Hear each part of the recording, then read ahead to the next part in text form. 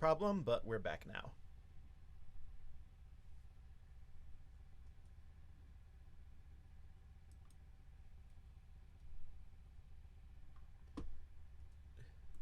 That's the door to the street. Well, let's get down with the street. Tex Murphy, PI and dance instructor. The air outside feels thick, like I'm breathing through a pair of dirty gym socks. It's a high radiation day. Most everyone will be staying inside, but I need to hunt for some work. I always like to start the day with the traditional PI breakfast. That hits the spot.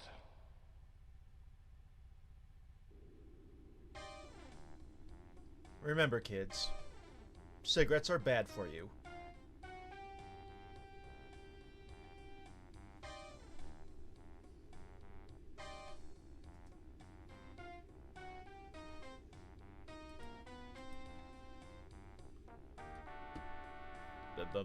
Oof. Well.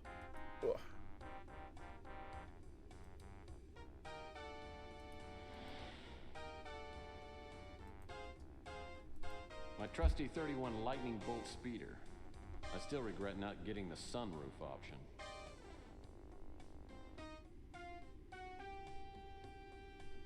Don't we all?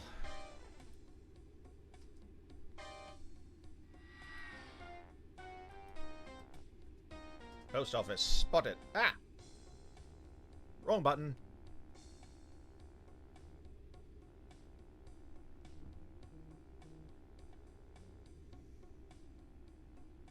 Zip. Surprisingly, the auto post box has no graffiti on it. Maybe people around here are finally starting to respect our government and its fine agencies. No. No, I don't think so, Tex.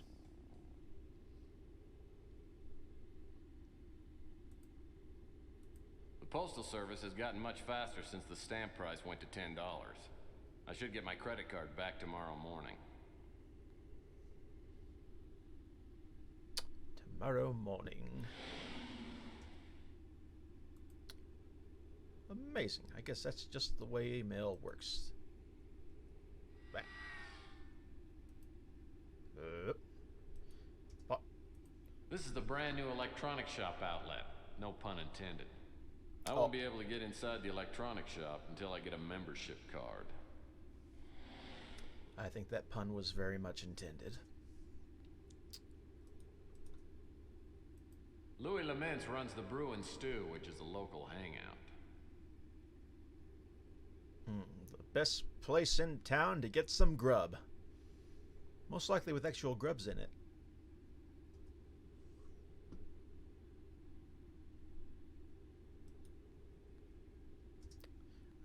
News papier.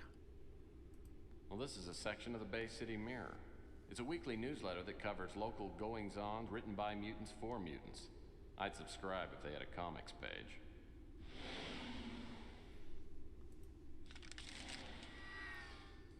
I love reading newspapers in this game.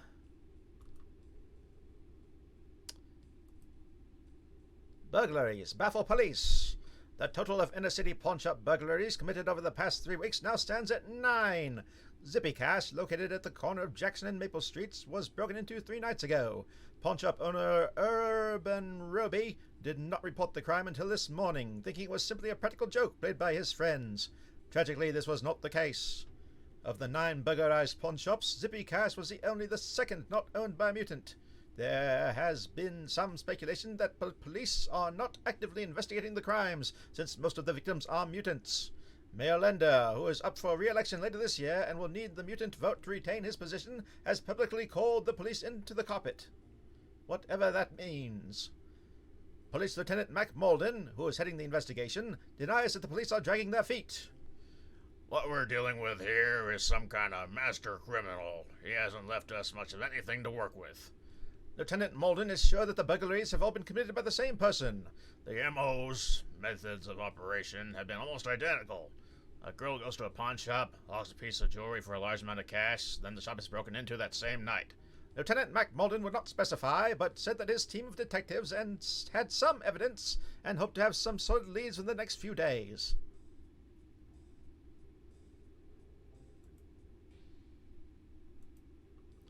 Body found in Bay. The body of Thaniel Murray, 29, was discovered floating in the San Francisco Bay early yesterday morning. Spotted by passengers on a whale sighting scuttle, the body was recovered by police, then was sent to the city coroner's office for an autopsy. The cause of death has been listed as suicide, though bystanders report that the corpse was remarkably disfigured and contorted. Walt Grimm, a personal injury lawyer, followed the ambulance to the coroner's and reported that a quarantine was initiated but not long afterwards. The reason for the quarantine has not been made public.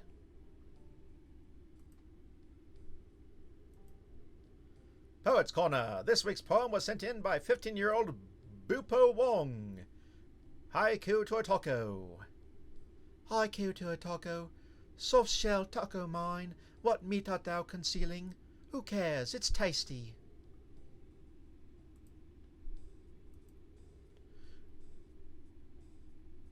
Need cash? At Oregon Trail Clinic, we pay up to $50 cash for any and all vital organs. We also pay market rate for arms, legs, and eyeballs. Are you a lefty who's short on rent? Bring in that right arm. Our friendly qualified staff will be happy to sever that limb, and you'll walk out moments later with a few extra dollars in your pockets. Hurry in and don't forget to ask our frequent donor program. Must be removed on site to meet AMA requirements.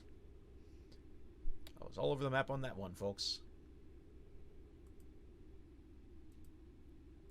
Old Jim's Bait Shop. Live crawlers and an old coffee can of your choice.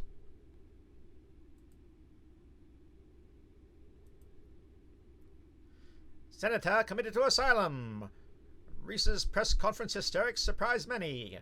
Senator Martin Reese, Republican, New Mexico, who had called a press conference assumedly to announce his intentions to leave politics and join the PGA, erupted into hysterics today. Witnesses reported the senator to have shouted, "Texas is just too big! Run for your lives before it eats us all!" Senator Reese, long considered one of the most mentally sound figures on Capitol Hill, had to be restrained and led away in a makeshift straitjacket. When questioned about the Senator Reese's rantings, Representative Lolana Elwich, Democrat, Texas, professed complete ignorance. Everyone knows Texas is big, but really. Most people who witnessed the display admitted to being surprised at the senator's behavior, although not everyone. House Speaker Bob Bruce, Democrat, Maine, commented, "Senator Reese's outburst is hardly shocking to those of us who've worked with him. We knew all along he was a whacked-out, thumb-sucking piece of beep." Senator Reese will be examined tomorrow by psychiatrists who are confident that a complete recovery can be made, despite the senator's many years in Congress. Greetings, viewer. Thank you very much for the well wishes.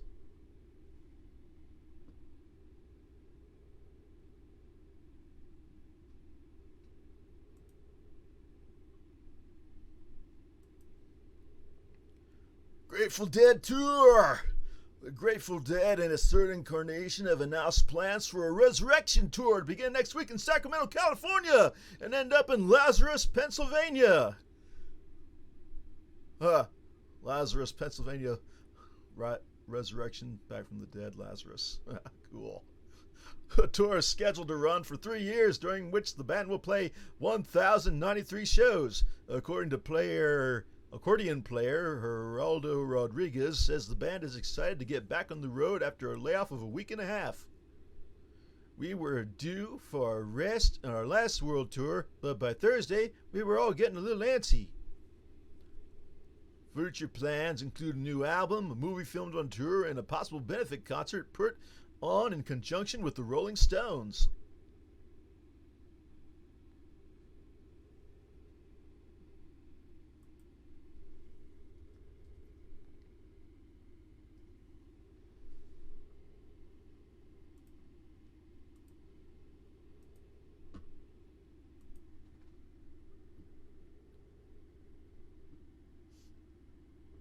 Editorial Why the Crusade Must Be Stopped, Part 2 of 5 by Luigi Trundle. That's me. In the years since World War III, we have seen a growing form of discrimination which has come into full malevolent bloom.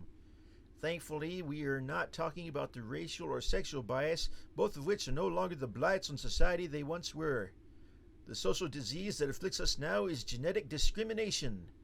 There are, in this world, evil forces that exist with the specific purpose of separating the genetically pure from the rest of the population. This eugenics movement, the classifying of humans by their genetic quality, has been around since the late 1800s, but in those days, humans were already classified by skin color and gender. Several significant movements in history have attempted to exterminate an entire race, and I believe that we are witnessing yet another. The crusade for genetic purity is spearheading this dark movement. Reverend Shepard, in the guise of a placid, benevolent teacher, is in reality a hate-monger. His words, softly spoken, plant the seeds of hate between those with genetic flaws and those without. And now the crusade has trumpeted the arrival of the Moonchild, the so-called refuge of the pure, supposedly a religious retreat where the faithful crusaders can go to take part in spiritual ceremonies. It is in reality a symbol of divisiveness, a jewel in the heavens where only few may go, the rest excluded by a condition they did not ask for and cannot change. When will each and every inhabitant on this earth open his or her eyes? I hope for the day when will we all be able to look upon each other as human beings, and not as man or woman, black or white, mutant or norm. To paraphrase Shakespeare, I am a mutant. Hath not a mutant hands, organs, dimensions, senses, affections, passions? Fed with the same food, hurt with the same weapons. If you prick us, do we not bleed? If you poison us, do we not die?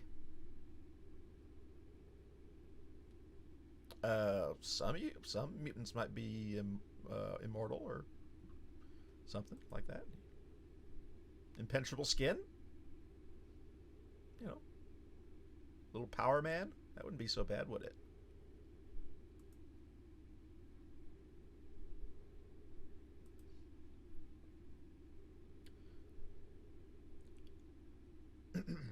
Art and Soul by Albie Tewksbury. Art is not just dead in the Bay Area, its rotting corpse is stinking up the place. The latest excuse for an art exhibit was unveiled at the Ink and Oils Emporium, or the Stink and Spores Emporium, as I wont to call it. This pathetic showing by an alleged artist who calls himself Logo was the most hideous spectacle of the season. At least this Logo character has an inkling of intelligence. If I dared to pass off such putrid trash as art, I wouldn't use my real name either. All I seem to do is British. And probably not that well either. The most striking thing about this presentation was the artist's hairdo, which closely resembled a dust mop used to soak up an oil spill and then dried to a crisp under a sun lamp. On the lighter side, Kay Winthrop's Black Tie Art Appreciation fundraiser was not nearly as unbearable as I'd feared it would be. The featured artwork, as always, was despicable, but for once the hors d'oeuvres didn't make me vomit. The champagne was not vintage, but not the cat pee of previous years. All in all, not a complete waste of an evening. Until next week, remember, life without art is just life. You gotta admit, Tewksbury sounds like a British name. Maybe it is.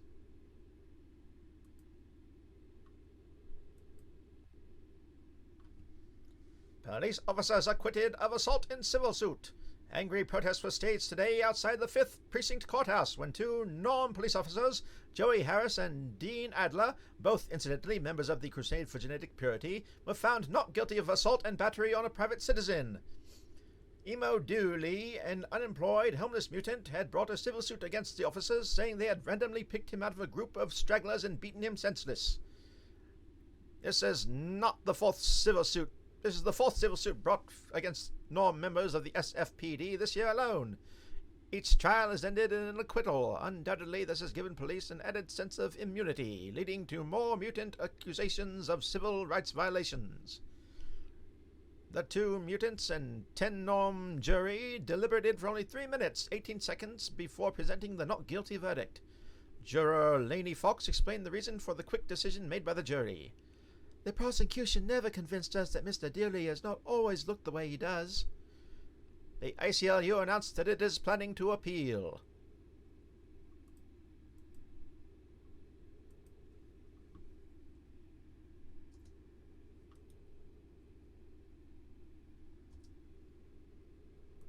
Some of this devastation came from the Barney the Dinosaur Museum.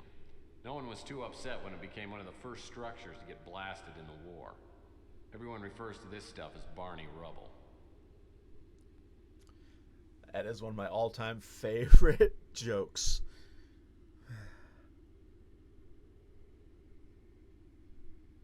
Those of you who know me are not surprised.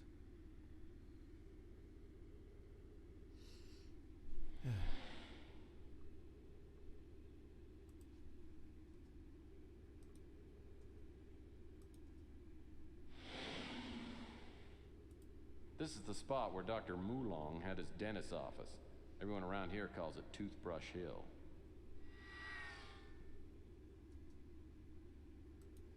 That's a hill somebody died on. Maybe. Maybe. Louis Laments runs the Brew and Stew, which is a local hangout.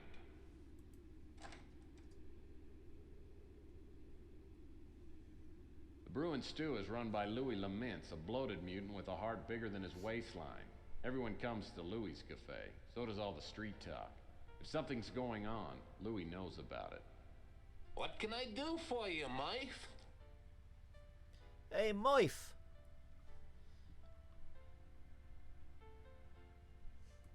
How about a pitcher of beer and the love of a good woman, Louis? I can't help you with the woman, Mike. Yeah, no problem with the beer, though. Put it on your tab? Tex, why would you want a woman when you've got Louis?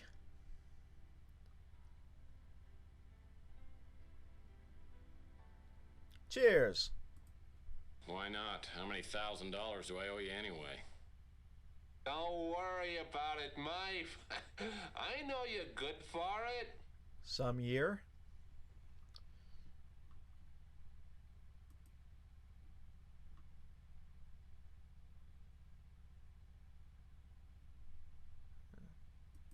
Rook's an ornery old cuss, but me and him are old buddies. We fought in the big war together. He's one person you can trust in these troubled times.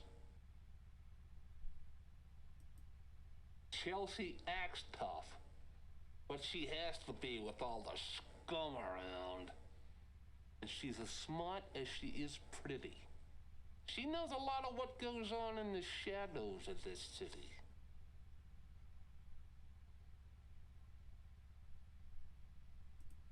Granny's a fireball. She and Sal opened a pizza place 7 to 8 years ago, and they've been fighting ever since. Sal's a big guy with an appetite for food, wine, and women. He comes by here most every day for lunch.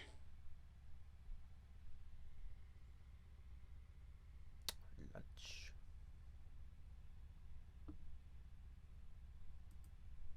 Bardo comes in now and again. Usually orders a couple of steaks and a chocolate milk. His temper's as short as he is tall. And he's only got one oar in the water. A bad combination. Sorry, Mike. Can't help you there. Ever since the crusade started up, the relations between norms and mutants has gone to pot. I've had rocks thrown through my windows, graffiti sprayed on the bricks outside. There's not much I can do, though. Sorry, Louis. Sorry to hear it. He's one of the few norms besides you who's eaten here. Seems like a typical cop. A little dim, and not too concerned about what happens in the mutant sections of town.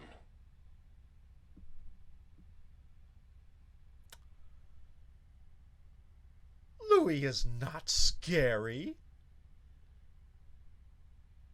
Okay, he looks better in the next game than he does in this one.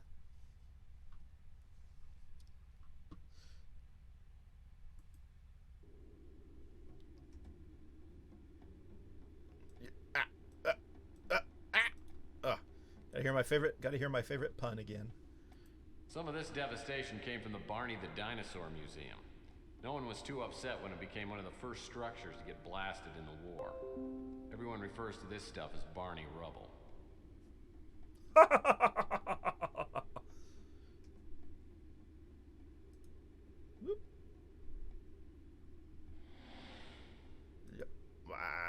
Oh, hey.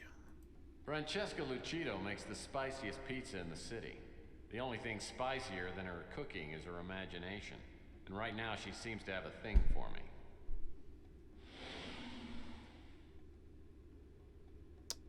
Let's go there later, huh?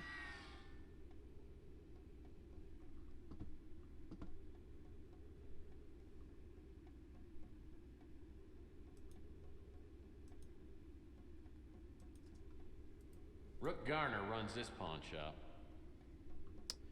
Rook? Pawn? Mm-hmm.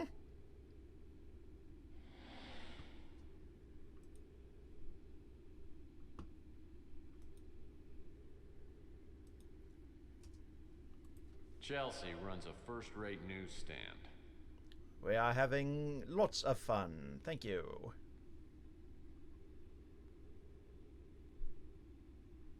Chelsea's a hot little number. I hear she's a mutant, but it doesn't show. The only weird thing about her is she won't go out with me. She knows you, Tex. It's not weird.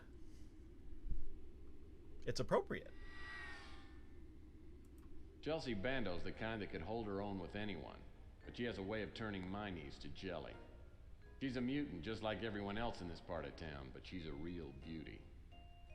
Well, hello, stranger.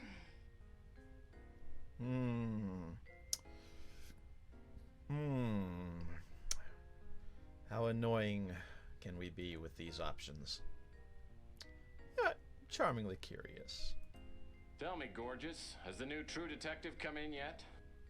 Yeah, but you gotta pay for it this time. Hey, when you finish a magazine, it is in no condition to sell.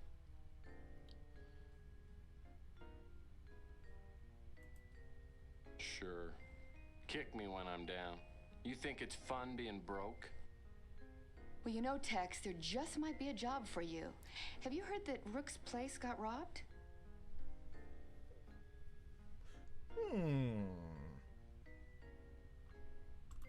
Yeah, I did. Actually, I came by to see what you know about it. You liar. You didn't know. Yeah, you know, I remember Rook told me about the burglary. You know, I remember a stranger hanging around the past couple of days. It might be a dead end, but I seem to remember that the guy had these bright green eyes and a tattoo of an anchor on his arm. Ah. All right. Rook acts like a tough guy, but he's a softie. Just don't tell him that to his face. Oh, you know me, Tex. I'm just making ends meet. I love Louis, but his friendliness doesn't fool me. He's a sharp one. He knows everything that's going on in this neighborhood. Franny's a live wire. Either she or Sal is going to do time for killing the other one. I have never seen a couple fight like they do. That old Franny shows a live wire. Sal's a handful. He's a nice guy, but I don't know, I feel kind of naked when he gives me the eye.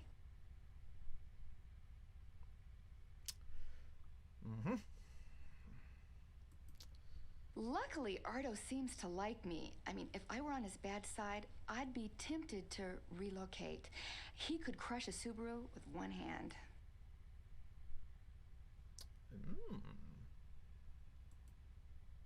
Wish I could help you there, Tex. Aw. The Crusade is big. I mean, much bigger than most people know. They have operatives all over, and then these huge sections of the Norm population are joining. Well, they say it's a religion, but then they encourage the members to be violent and prejudiced towards others. That kind of tracks. Sorry, I haven't heard anything about that. Okay. This conversation is over!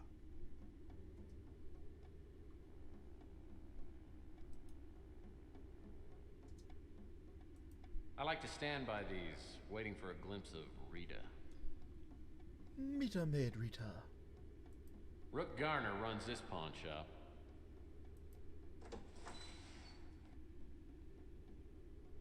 Rook Garner runs this pawn shop. He's a crusty old World War III vet with a face like a raisin and a tongue like a butcher's cleaver.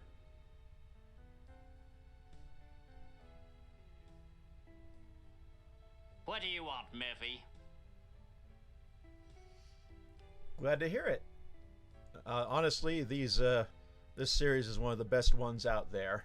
It really is.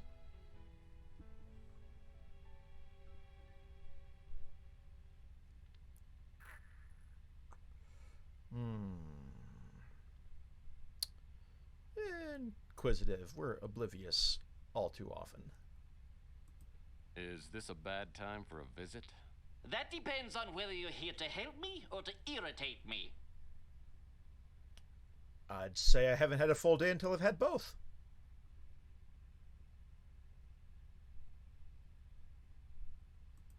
Why don't you tell me what's got you upset? Last night someone broke into my pawn shop. I don't usually have anything of great value, but yesterday I gave out a fair amount of cash for an extremely valuable diamond bracelet.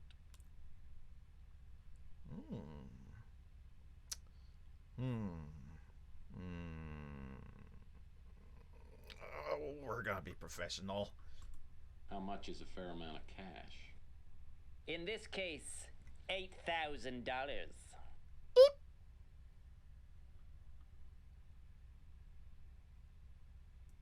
I didn't know you kept that much cash. I don't usually, but I sold a few things earlier, so I had just over $8,000. The bracelet was pawned by a young girl named Emma Nimpton. She said she hated to hawk a family heirloom, but had no choice. She said she would reclaim the bracelet in a month. Well, since the bracelet was worth 10 times the $8,000 I loaned her, it was a good deal for me.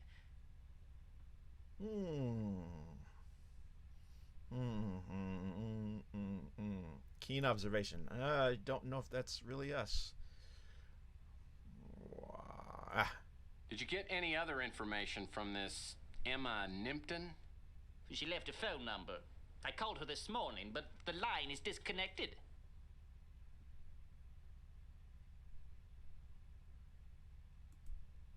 Sounds like my vast experience as a PI could come in handy. Yeah, it couldn't hurt. The police are no help. A mutant is on his own when he gets robbed in this town. I'd appreciate your help. I'm not a rich man, but if you find the bracelet, I'll owe you a few favors, which could come in handy. Come back here and I'll show you where they broke in.